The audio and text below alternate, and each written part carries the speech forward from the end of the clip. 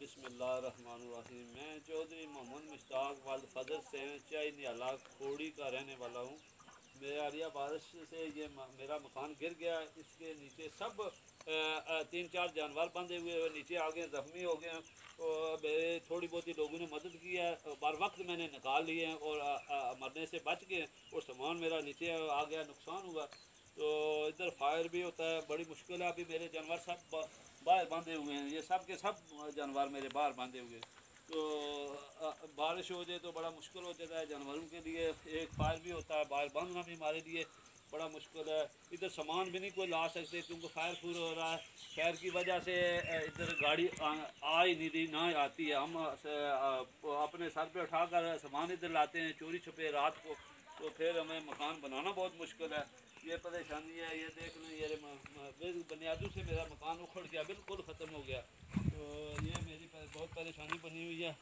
तो अभी तक तो किसी ने मुझे पूछा नहीं है। ये देख लें, सब का सब नीचे आ गया। तो अभी तक मेरे पास कोई भी नहीं आया। तो अभी अल्लाह करे तो बातें बंद हो गई तो हम इधर से बच सकते हैं, नहीं तो मेरा नुकसान हो जाएगा। ये सब के सब देखें मलबा नीचे हुआ है, बाकी जो रह गया वो भी गिरने वाला है। जो एक दीवार थोड़ी सी 2-3 फुट बची है।